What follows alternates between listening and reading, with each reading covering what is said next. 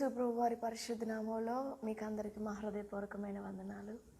ప్రియులారా, మరి ఒక నూతన దినమున ఈ విధంగా దేవుని లేఖనములను ధ్యానం చేసుకోవడానికి, మన జీవితాలని సరిచేసుకొని చక్కపరచుకోవడానికి ప్రభు మనకిచ్చిన అద్భుతమైన ఈ భాగ్యమును బట్టి, ఈ గొప్ప సమయమును బట్టి ప్రభువుని మనం ఘనపరచుదాము, స్తుతిద్దాము.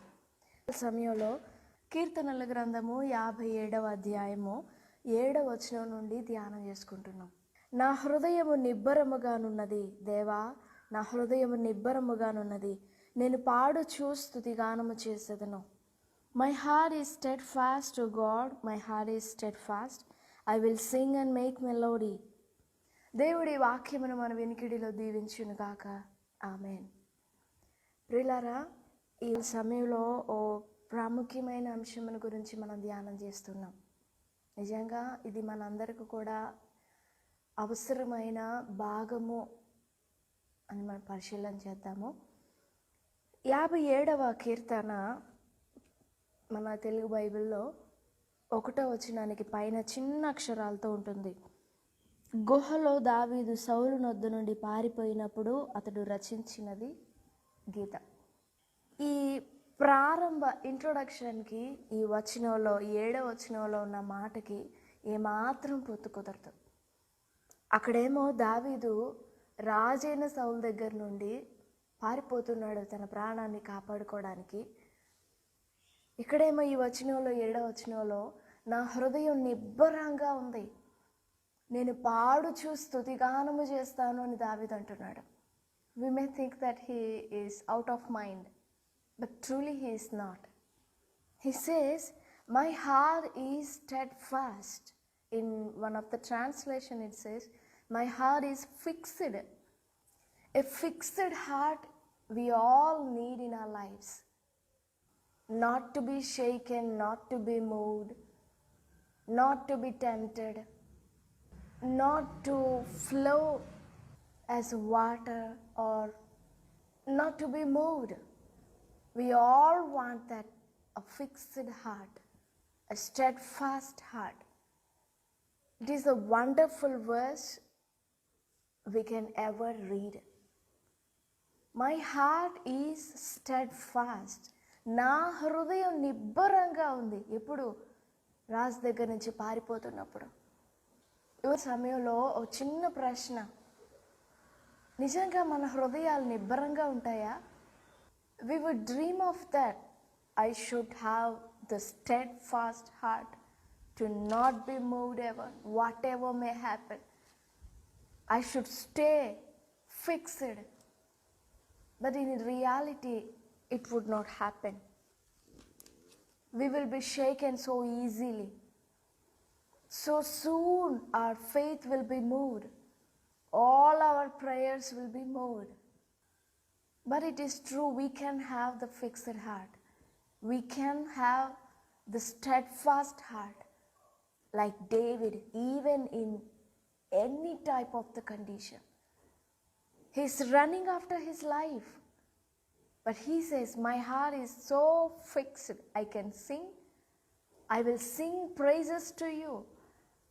I will make melody. How can he say that? Consciousness of God is with him.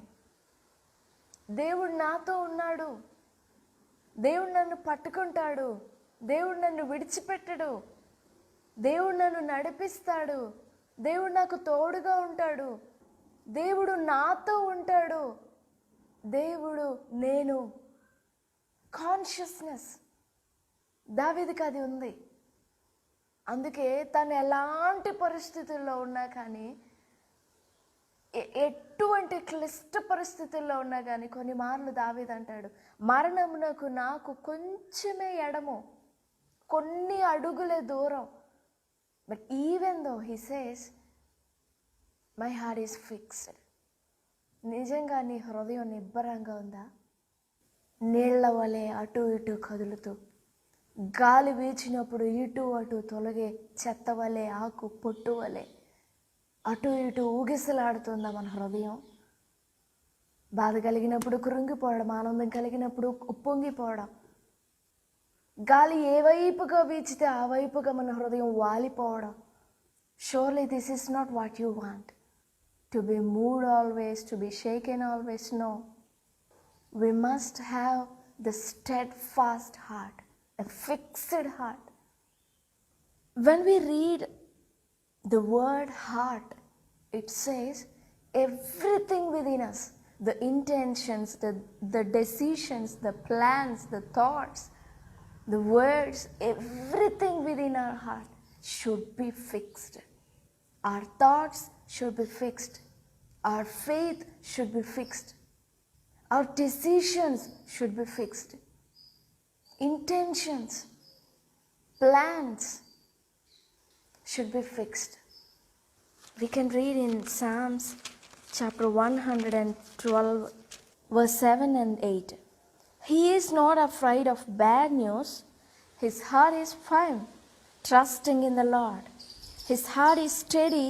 He will not be afraid. వాని హృదయం యెహోవాను ఆశ్రయించి స్థిరముగా నుండును. వాడు దుర్వార్తకు జడియడు. వాని మనస్సు స్థిరముగా నుండును. ఎందుకు అంటే ప్రారంభ వచనంలో 112వ కీర్తన 1వ వచనంలో యెహోవాను స్తుతించుడి, యెహోవా యందు భయభక్తులు గలవాడు, ఆయన ఆజ్ఞలను బట్టి అధికంగా ఆనందించువాడు ధన్యుడు. ఆ వ్యక్తి దుర్వార్తకు జడియడు. ఎందుకు అంటే వాని హృదయము దేవుని ఆశ్రయించి స్థిరంగా ఉంటుంది. మరి ఒక కీర్తనలో 125వ కీర్తనలో మరొక అద్భుతమైన మాట ఉంది. యెహోవా యందు నమ్మిక ఉంచువారు కదలక నిత్యము నిలుచు సియోను కొండవలే ఉంటారు. Psalms 125 and verse 1. Those who trust in the Lord are like Mount Zion, which cannot be moved but abides forever. కదలకుండా నిత్యము నిలిచే ఒక కొండ. మరలా దేవుని వాక్యం చెప్తుంది, భూమి మార్పు నొందిన నడి సంద్రంలో పర్వతాలు మునిగిపోయినా, భూమి ఆకాశములు గతించిపోయినా కానీ దేవుని వాక్యమును నమ్మి దేవుని వాక్యం ప్రకారంగా వాక్యంలో నిలిచివాడు భూమి గతించిపోయినా, ఆకాశం చుట్టబడిపోయినా కానీ ఆ మనుషుడు మాత్రం నిత్యం నిలబడతాడు. ఫర్ అ సింపుల్ ఎగ్జాంపుల్, జలప్రళయంలో నోవహు, అగ్ని గంధకములతో కాల్చివేయబడిన సొదొమ గొమొర్రా పట్టణములలో లోతు అయిన బయటకు పారిపోయే పరిస్థితి ఉంది. కానీ నోవహుకు అలాంటి పరిస్థితి కూడా లేదు. 40 పగళ్ళు 40 రాత్రులు ప్రచండమైన వర్షం, అటు ఆకాశం నుండి ఇటు భూమి నుండి నీళ్లు. కానీ నోవహు దేవుని మాటను పట్టుకున్నవాడు, విశ్వాసం ఉంచినవాడు, నమ్మిక ఉంచినవాడు, కదిలింపబడలేదు. He was fixed. అతడు కాపాడబడ్డాడు. దేవుని బిడ్డలారా, మన హృదయము నిబ్బరమైనదిగా ఉండాలి. నిజంగా మన హృదయములలో ఒక నిబ్బరం లేకపోతే అంతకంతకు మనలో క్షీణతయే మనల్ని ఆవరిస్తుంది. కొన్ని క్షణాలు మనం మంచిగా ఉండి ఉండొచ్చు, కానీ ఒక స్థిరమైన హృదయం, నిబ్బరమైన హృదయం మనకు లేకపోతే ఇట్ విల్ వీకెన్ అస్, మనల్ని కృంగతీస్తుంది. ఎప్పుడు మన హృదయం నిబ్బరంగా ఉంటుంది అంటే మన హృదయం దేవుని మీద ఆధారపడినప్పుడు, దేవుడు నీతో ఉంటాడని, నీతో ఉన్నాడని, దేవుడు నీకు తోడుంటాడని, దేవుడు నిన్ను విడిచిపెట్టడని, నిన్ను పట్టుకొని నడిపిస్తాడని, దేవుడు నిన్ను ఏలుతాడని. You should have the fixed consciousness. God is with me, he will not leave me. మనం అలా కోరుకుంటాం. But having that fixed consciousness or having that fixed heart is so much amazing. We need to have that fixed heart. వాని హృదయము యెహోవాను ఆశ్రయించి స్థిరముగా నుండును. ఎటువంటి దుర్వార్తకైన జడియడు. వాని మనస్సు స్థిరంగా ఉంటుంది, అటు ఇటు కదలదు. ప్రశస్తమైన సమయంలో ఒకవేళ నీకు నిబ్బరమైన హృదయం లేకపోతే మనం ప్రభువుని వేడుకుందాం. ప్రభువా, నాకు నిబ్బరమైన హృదయం దయచేయండి. దావీదు ఎలాంటి క్లిష్ట పరిస్థితుల్లో ఉన్న నిబ్బరమైన హృదయాన్ని ఎలా కలిగి ఉన్నాడో నాకు అలాంటి నిబ్బరమైన హృదయం కావాలి. నీళ్ల వల్లే నేను అటు ఇటు కదలకూడదు. గాలికి కొట్టుకొని పోయి పొట్టు వల్లే నేను ఉండకూడదు. నేను కదలకుండా నిలబడాలి. నా హృదయం నిన్ను ఆశ్రయించి స్థిరంగా ఉండాలి. నాకు అట్టి గొప్ప ధన్యత దయచేయండి అని ప్రభువును మనం వేడుకున్నట్లయితే ప్రభు మనకు సహాయం చేస్తారు.